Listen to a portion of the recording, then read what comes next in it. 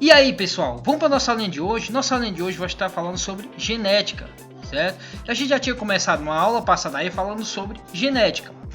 E aí nós falamos sobre as leis de Mendel, certo? Sobre como Mendel e o seu material de estudo, certo? E hoje nós vamos ver o conceito de fenótipo, genótipo e hereditariedade. Então vamos lá para o slide, para a gente não perder muito tempo. Então vamos lá para o nosso slide. Então, sempre que nós falamos em fenótipo, genótipo e hereditariedade, nós estamos falando de genética, certo?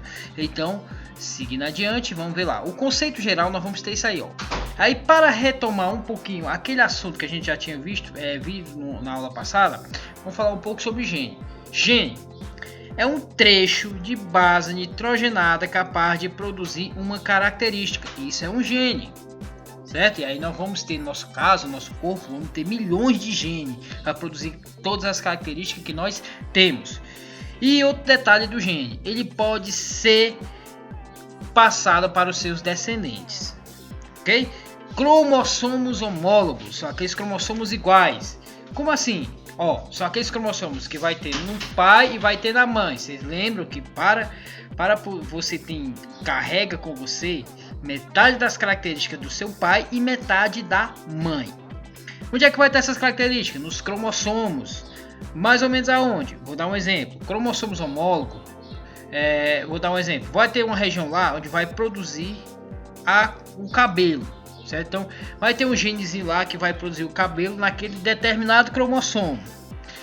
No seu pai vai ter também o mesmo cromossomo e lá também vai ter o gene para a produção do cabelo. Certo? Então, cromossomos homólogos significa isso, são cromossomos que são iguais e que vai ter as mesmas características, certo? Gênicas. Seguindo adiante, vamos ver lá o conceito da ervilha, lá de Mendel, certo? Que aí nós vamos ver aí no caso as características da ervilha, como por exemplo aí, ó, vou dar o conceito de genótipo. Genótipo é o que causa a característica. E você vai lembrar do seguinte: o genótipo ele sempre vai ser representado por letras. Ou essas letras podem ser maiúsculas ou essas letras podem ser minúsculas. Certo? Aí no caso aí, vou dar o exemplo da ervilha. O fenótipo dela, ou seja, a característica dela é a cor, nós estamos falando, certo? Aí nós vamos ter dois tipos de cores, a cor verde e a cor amarela. E o genótipo vai ser o que vai produzir, certo? Que nós vamos representar pelas letras. No caso aí, ó, para produzir a cor verde é necessário que haja os dois cromossomos recessivos aí.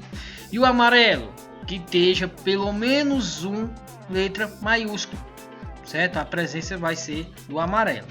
Dando continuidade, vamos ver aí o conceito de dominante e recessivo. Dominante é quando a característica vai aparecer nos seus filhos. E o recessivo só vai acontecer quando houver a dose dupla, certo?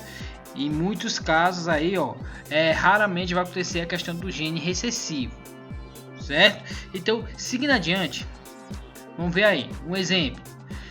O exemplo que eu posso dar é da ervilha. Nós tínhamos ervilha de cor amarela e ervilhas de cor verde. O que o Mendel fez? Ele fez o cruzamento entre ervilha amarela e ervilha verde. E aqui nós vamos observar aí. Primeiro, vamos montar o quadrado de Punnett, ó, do J. Punnett. Presta atenção aí, ó. A gente vai montar esse quadradinho. Quando a gente montar esse quadrado, eu vou explicar mais ou menos para vocês como isso funciona. Ó, aí eu tenho um exemplo aí do gene amarelo, certo? Que são genes puros, no caso aí quando ele fez o primeiro teste. Aí, por que ele vai ser azão? Já vamos entender isso. Por que vai ser o verde vai ser azinho? Vamos já entender isso. Ó, azão. Por que é azão? Porque essa característica apresentou nos seus filhos. Aí nesse cruzamento o que aconteceu? Eu tenho aí, só fiz separar o gene, ó, uma parte do pai e uma parte da mãe. No quadrado de cima é a parte do pai, é o que o pai pode doar, e na lateral é a parte que a mãe pode doar. É só um exemplo hipotético, pessoal. Aí não vai afetar em nada, certo? Ok? Então a ordem aí não afeta em nada. Seguindo aí, o que eu vou ter aí, ó? Eu vou ter um azão, um azinho. Ou seja, para gerar essa primeira criança, o pai doou a metade e a mãe doou uma metade, gerando então o indivíduo azão, azinho. Aí no segundo filho, a mesma coisa. O que aconteceu? O pai doou a metade que ele tinha, que é o azão, e a mãe doou a outra metade, que é o azinho. E no terceiro e no quarto, assim sucessivamente. O que aconteceu? Apareceu 100% de ervilhas amarelas. O que eu posso concluir aí? O que eu posso concluir é o seguinte, que no caso do cruzamento do amarela com verde, surgiu 100% de filhotes amarelos, ou seja, essa característica amarela ela é dominante. Por que ela é dominante? Porque ela apresentou 100% dos seus filhos, certo? Então, quando eu cruzar um amarelo com verde, o que vai apresentar o filho vai ser amarelo, certo? E é isso. Seguindo em diante. Aí eu tenho um exercíciozinho básico, certo? Aí não vamos resolver ele, que é pra gente não criar muito caso aí, certo? Aí vamos lá ver o que é que ele diz aí pra nós. Ele diz o seguinte: em uma ortiga de caráter denteado, das folhas domina o caráter liso. Numa experiência de polinização cruzada, foram obtidos 89 denteadas e 29 lisas. O que eu posso deduzir aí? Pessoal, quem apresentou em maior característica? As denteadas. Então eu posso dizer que essa aqui são dominante. Mas por que, professor? Porque ela está em maior quantidade, certo? Então, se o indivíduo é heterozigoto, você lembra de heterozigoto? Tem os alelos diferentes, ele vai apresentar características distintas. E aqui, ó, o recessivo é aquele que vai permitir que apareça o gene recessivo.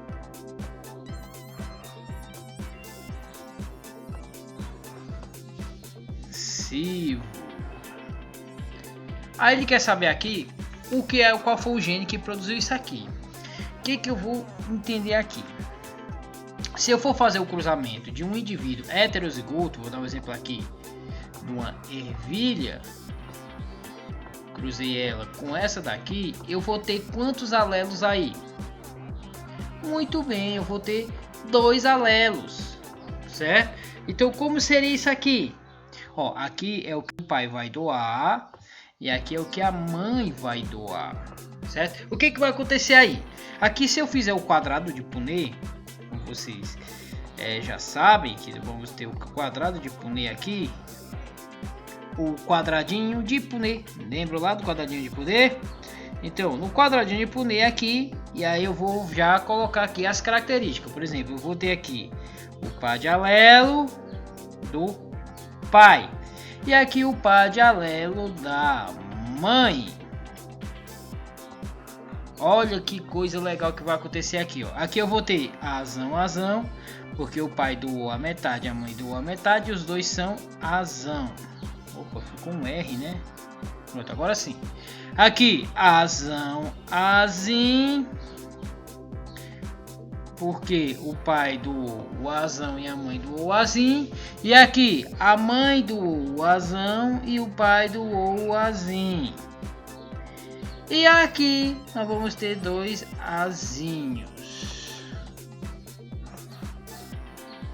Então qual é a chance de nascer aqui pessoas com a característica dominante? Eu vou ter 3. Mas como assim, professor, 3? Ó, a presença do dominante basta a presença de apenas uma letra maiúscula. E aqui nós temos uma letra maiúscula, aliás, nós temos 2 letras maiúsculas, mas aqui eu tenho uma letra maiúscula e aqui eu também tenho uma letra maiúscula. Isso significa o quê? Que vai apresentar nos seus filhos uma característica dominante. Mas o que ele quer saber aí? Quem eram os seus pais? Como era o genótipo dos seus pais? E aí você vai marcar o quê? Opção C. Por quê? Porque neste caso, se vai gerar 89 e 29 aqui, que aqui eu vou ter uma proporção de 3 para 1, que seria um totalmente dominante um parcialmente dominante e outro parcialmente dominante, formando então a proporção de 3 e apenas um verde, certo? E aí, galera, o restante é com vocês, certo? Aí nós vamos ter aí, ó, a próxima atividade. Se liga aí na próxima atividade, não perca. Vamos para a terceira questão.